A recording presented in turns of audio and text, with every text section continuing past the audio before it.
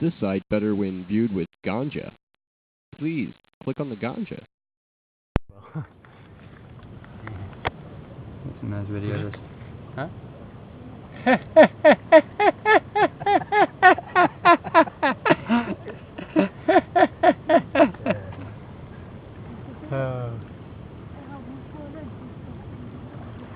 Blew out my flip-flop, stepped on a pop-top, cut my heel, had to cruise on back home. But there's booze in the blender, and soon it will render that frozen concoction that helps me hang on. Wasting away again in Margaritaville, searching for my lost shaker of salt. Some people claim that there's a woman to blame, but I know it's my own damn fault.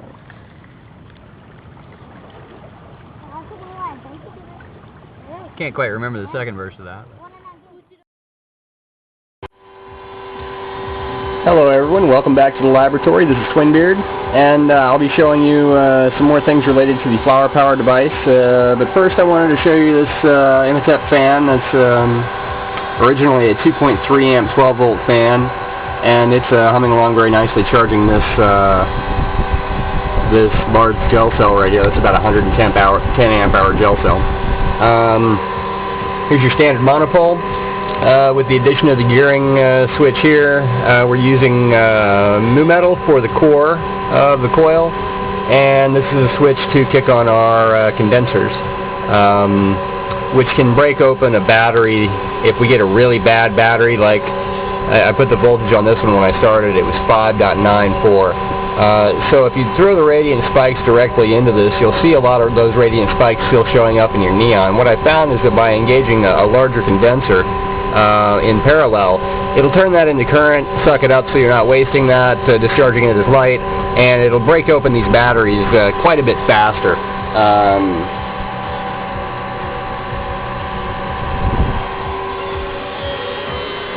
I've changed things up a little bit here so you can see a little bit better. We still have our ammeter right here, but now here's our scope. So working on the directionality of the lightning here to make it the best for everyone. Bring the intensity down here a little bit so it's easier to see for you guys. So here we're operating at a really low frequency. This is our starter device, as I said, and this one I call the flux transformer. It makes a big B field, I'll just put it to you that way. It's a bifilar starship sandwiched around the little Radio Shack spool, nothing in the spool. I had to put a tertiary there.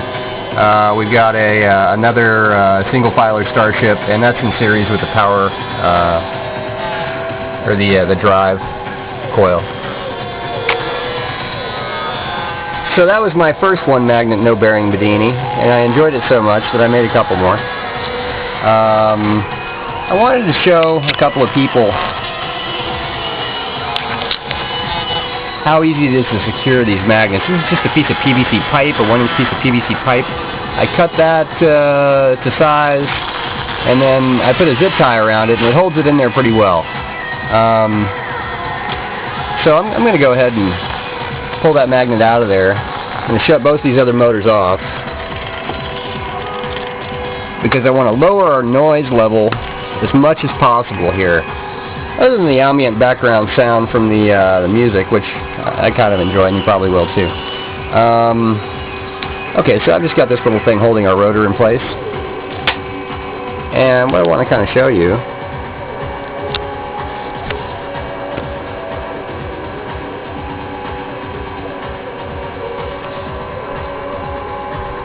Sorry, looking for an ergonomic space there to be able to show you this at once. I got the base resistance way down, so hopefully the microphone in this camera, wherever it is, will pick up me moving the base resistance up. As you see the scope trace. Just turning the knob at this point.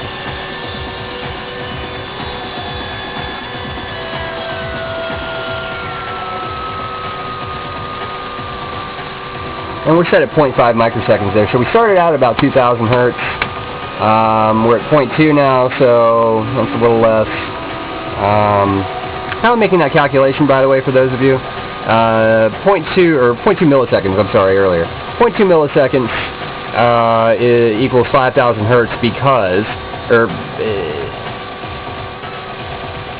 if you have 0.2, a known wavelength of 0.2 milliseconds in between each of these divisions, then any wave displayed there will have that known period of 0.2 milliseconds. That frequency translates to 5,000 times per second, or 5,000 hertz. So it looks like we're taking 6 hertz here, or 6,000 hertz, something like that. I'm going to drop it down and see if I can tune it in on 5. So that's pretty close. There we go. We're getting pretty close to 5,000 hertz right there. Pull it up.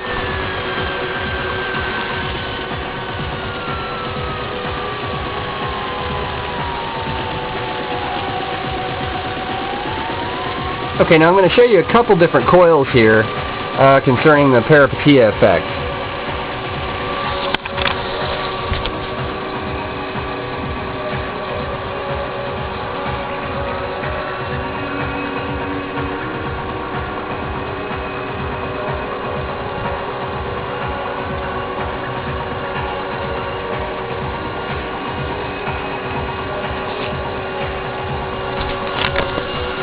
This is my revisited coil from the back of the television. This is the Gaussian coil off CRT. So we're set at about 7,500 hertz or so. We're moving at somewhere around there.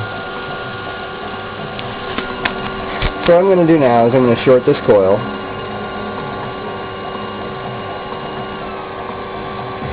And we get an audible increase in the sound.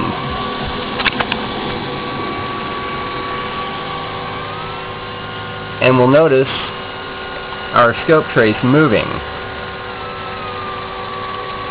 So we have audible representation and visual representation of the acceleration. Now, here's what happens when I lower the base resistance or lower the frequency this is operating at. The trace expands to the right, okay?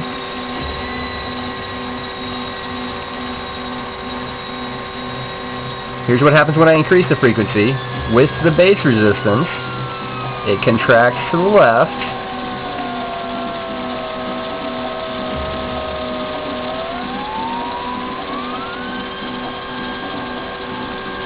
So I'm just going to short this coil now.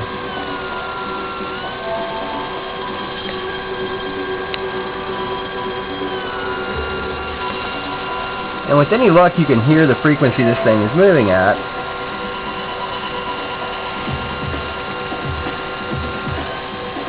Unshorted. Now I'll short the coil.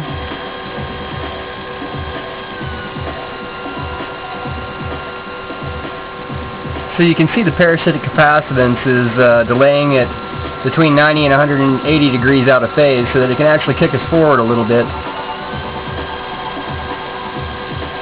instead of slowing us down. We're phasing lens out. I'm an awful punster. You'll get used to it. Okay, so there's our rotor. I'm going to go with kind of a part 2 here of the startup process. So,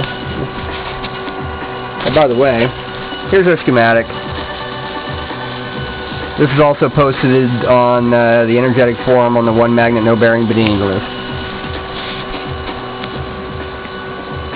Yeah, so when I go to engage my generator coil, what I'm going to do is I'm going to take this little tab here, I'm going to slide it in the middle of the coil, and I'm going to try to position the coil so it's top dead center over the other coil.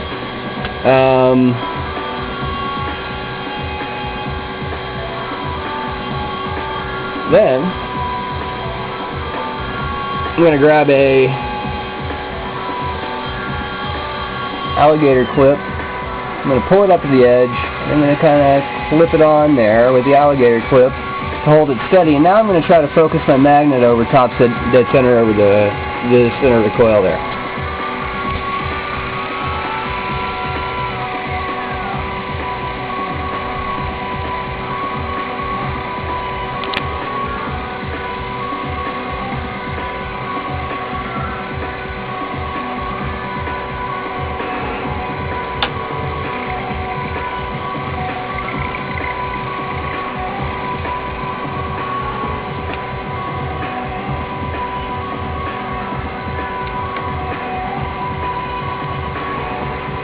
Okay, I'm going to connect our bridge rectifier over here.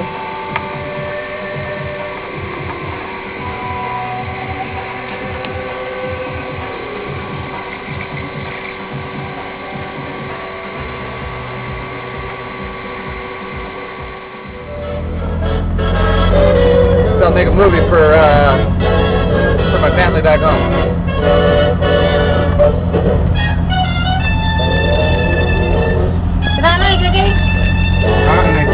Andain na sila. Dari sa baba na sila. Yes. Andain. Yeah.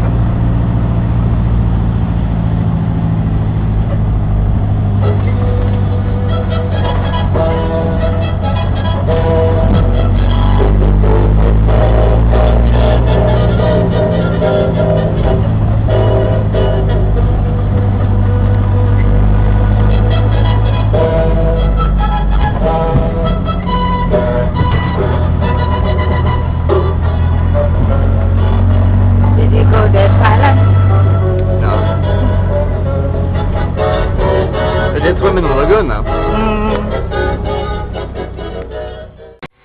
Okay guys, I'm going to dim the lights here for a minute to show off another little effect that we have going on.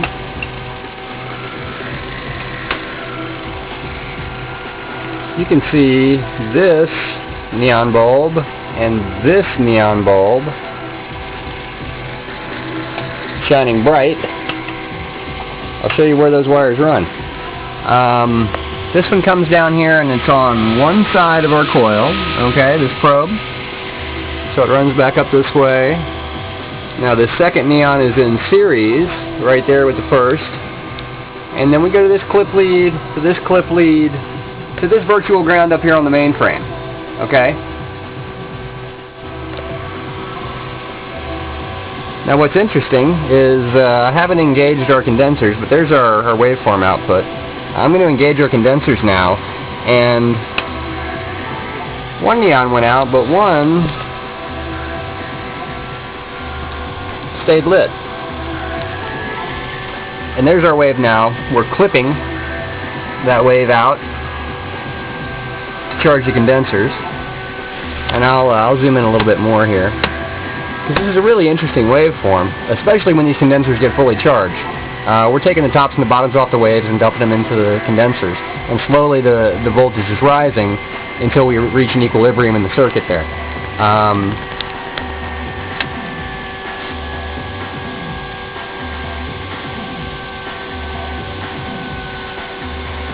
So there's a one-wire neon charging two neons in series, and both of them lit to full intensity. As you can see, there's our generator coil. Down there is our rotor. I want to make another audible demonstration for you now, if I may.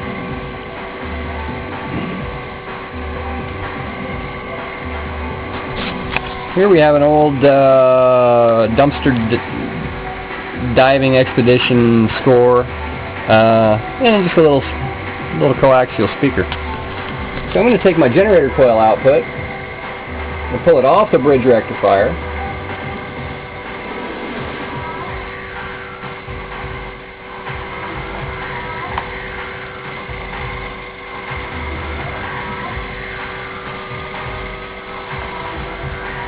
I'm going to hook it up to our speaker. And this will be another indication of the frequency we're achieving with this device.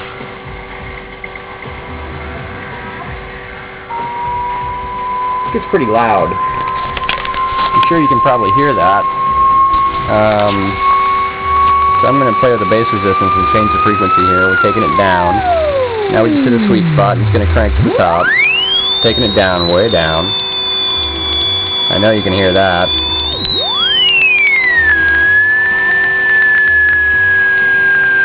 Can you still hear it? I can hear it. Can you still hear it? I can hear it. We can hit sweet spots, however.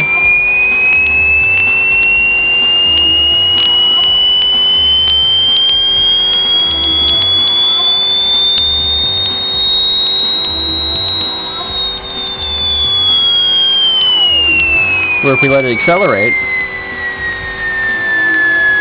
to very high frequency, slowly push it up,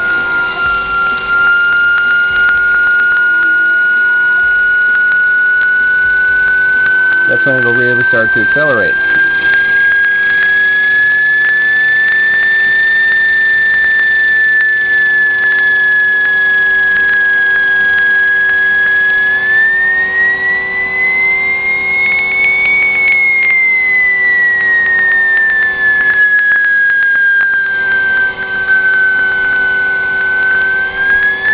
And we can push it up to a level above human hearing. We can push it to where the rotor's going to stall out, like it's doing now.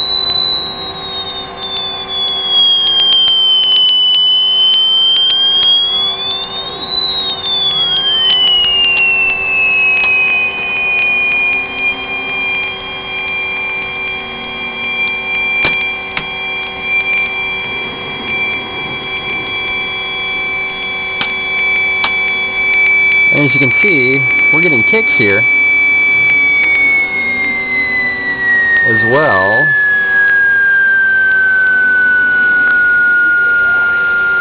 On this coil. This is the output of the generator coil that we're tied into. Not the output .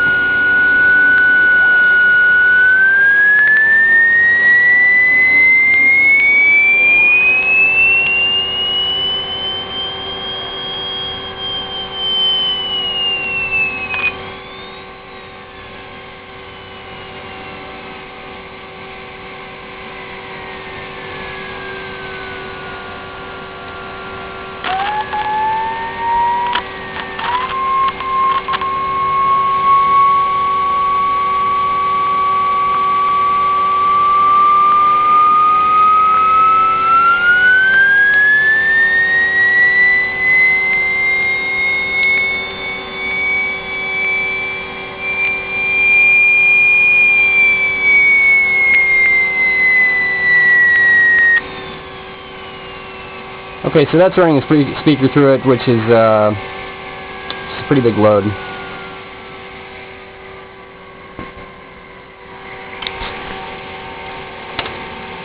It's a 50 volt Sir division with nothing engaged, open circuit essentially, and both of our neons are shining bright now that are one wire charging. Going to connect my bridge rectifier again. That's one side connected. It actually shows us a big increase in voltage. And there's the other side connected. Oh, no, sorry, it came loose. There's the other side connected. You can see we're squaring off our waves here again.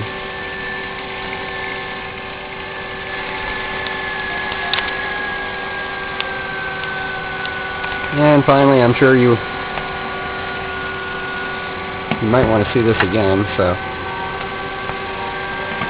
here we go. We're in the 10 amp plug on the multimeter. We're dumping current voltage spikes out to the capacitor bank right now, and we got one neon that's going as well. It's almost getting time to replace the rotor housing. It's almost worn through. So I'm on AC amps, I'm going to tie in right here. And tie in right here. There's the waveform still. Let's crank it up.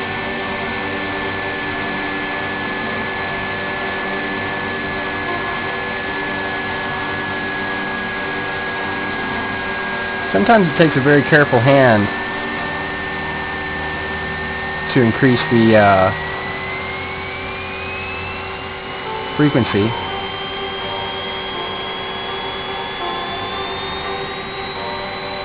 Also takes a careful hand at times to increase the current output.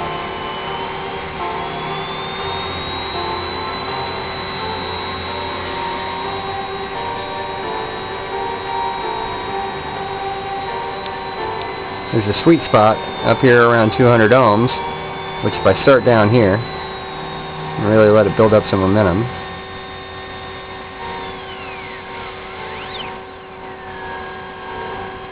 interesting waveform, is it not? That's the base waveform I see.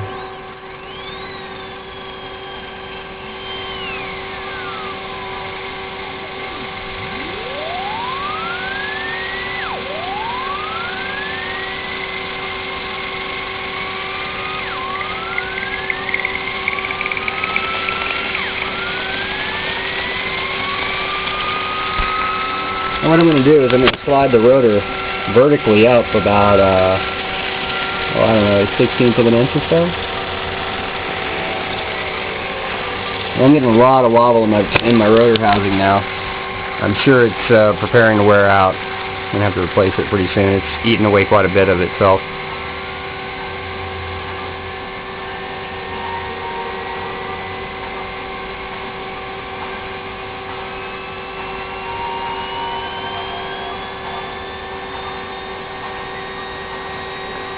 There, right now we've achieved a pretty good sweet spot, and it should just kind of, somewhere in here, it'll just keep rising. And we can slowly nudge it up. But I mean, we've got to make 2 ohm at a time jumps.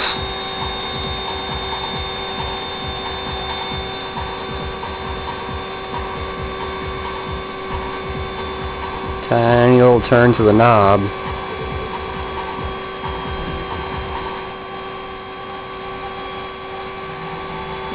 To see the amperage change.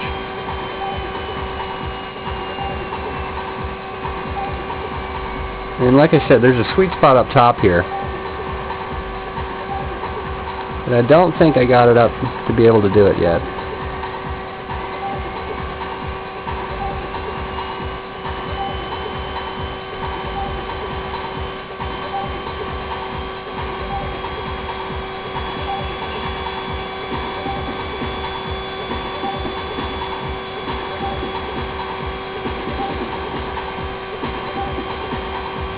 Well, that's all it wants to give me now, 20 amps. Let's pull our bridge rectifier off, see what happens.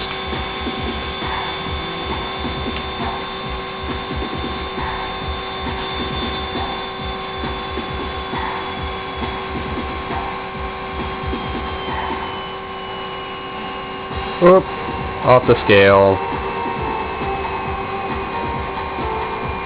There we go. And that's with no bridge rectifier connected.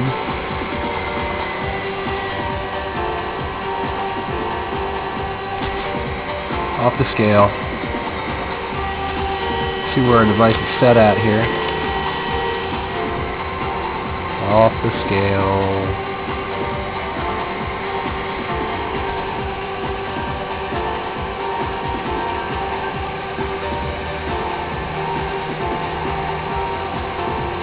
So there's some fun with that, huh?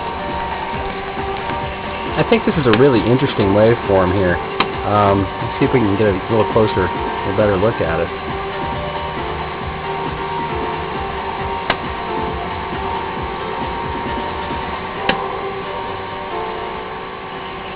There we go.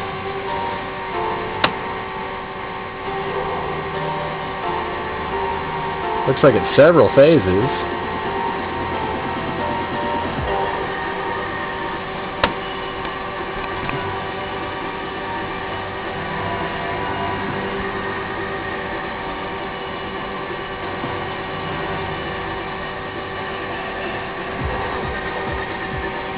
So I thought that part's pretty cool.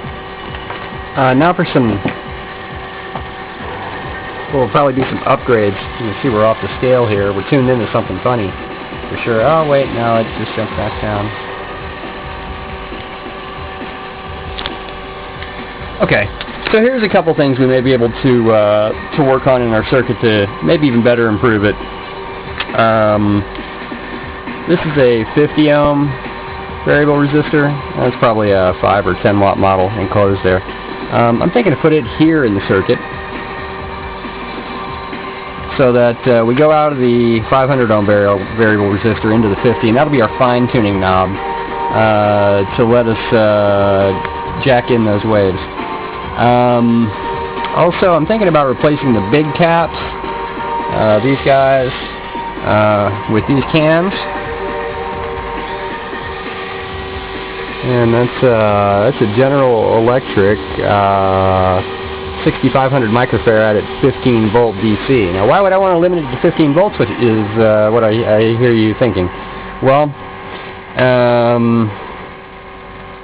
my thought was that we could charge up those caps and then have this this thyristor, this silicon-controlled rectifier connected over here, and dump that back out into the charge battery. We put some of these, maybe 2 of these in series, or 2 sets of 2 in parallel in series with another set of parallel. Then it might just work out okay. Also, this stuff right here, ferrofluid. I want to improve my rotor housing. I'm going to show you that right now. I'll go ahead and pull the device. Hate to do it when I have it so perfectly tuned, but that's the way it goes. So here's our little rotor housing, and this is just a little piece of acrylic tube, which I'll go get the big piece.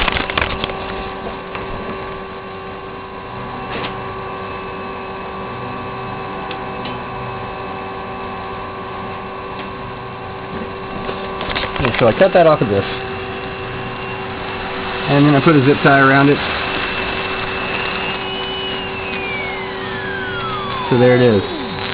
But it started to wear, so now we get a lot more wobble. So our magnet, when I first made it, it would fit in there relatively snug, just a tiny bit of move on each side. I'm thinking maybe titanium in a pressurized environment, pressurized and lubricated by the ferrofluid, would be optimal for our purposes.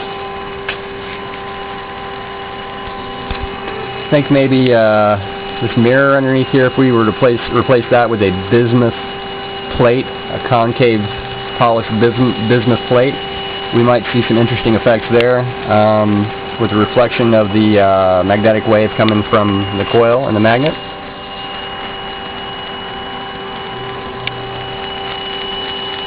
So, you saw it. I'll tune it up one more time.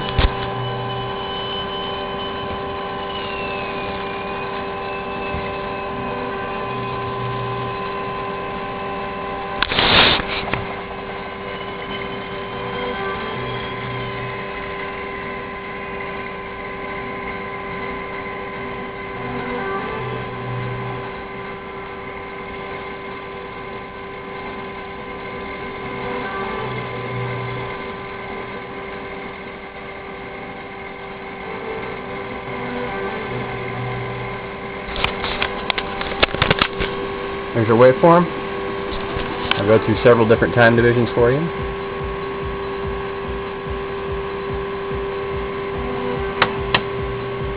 Starting at 1 microsecond. Alright, we can't see too much there, can we? So there's 1 microsecond. There's 2 microseconds. There's 5 microseconds. There's 10 microseconds.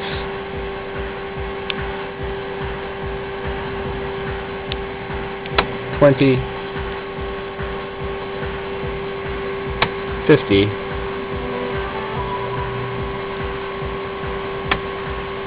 $0.1, millisecond, 0.2 millisecond, 0.5 millisecond, 1 millisecond. Ah. That's what happens when we go a little bit too high on our impedance. So once it's kind of stall on us, we got to crank it back down. And notice our amperes is still off the chart here. We're increasing the frequency. I think this is what Tesla meant by when you make the gate, it's tough to turn it off. When you make the ether flow, it likes to continue to flow.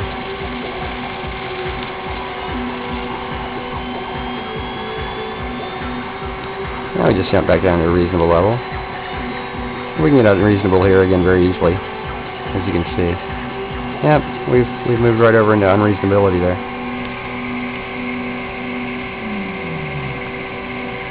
I'll even hit the range button, guys. That's the auto range.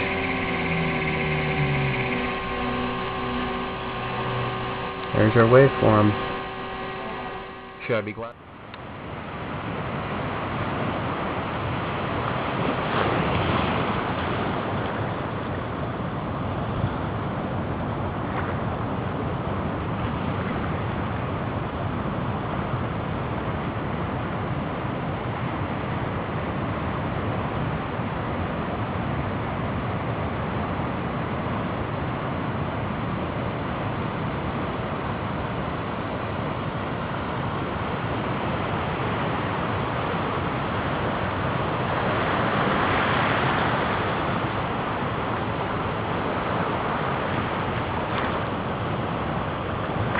Oh, that wave just spit.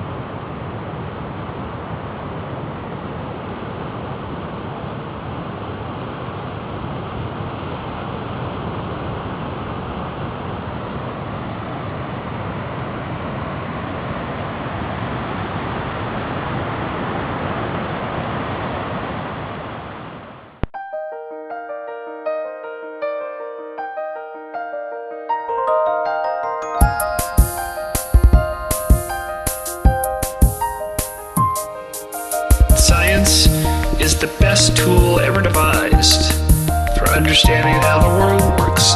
Science is a very human form of knowledge. We are always at the brink of the node. Science is a collaborative enterprise spanning the generations. We remember those who prepared the way, seeing for them also. If you're scientifically literate, the world looks very different to you, and that understanding empowers you.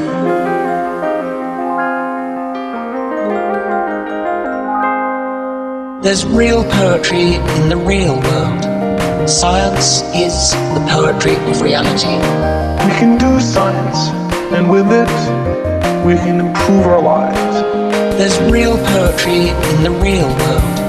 Science is the poetry of reality. The story of humans is a story of ideas that shine light into dark corners.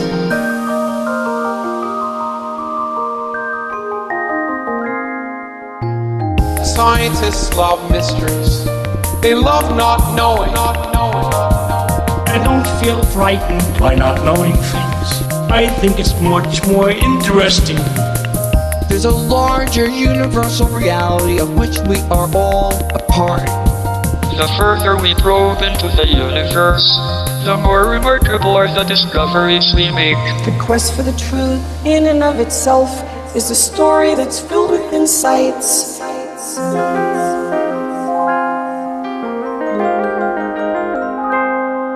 There's real poetry in the real world.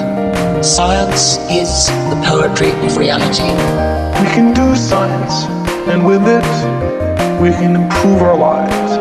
There's real poetry in the real world. Science is the poetry of reality. The story of humans is a story of ideas that shine light into dark corners. From our lonely point in the cosmos, we have, through the power of thought, been able to peer back to a brief moment after the beginning of the universe. I think that science changes the way your mind works, to think a little more deeply about things. Science replaces private prejudice with publicly verifiable evidence. There's real poetry in the real world. Science is the poetry of reality. We can do science, and with it, we can improve our lives.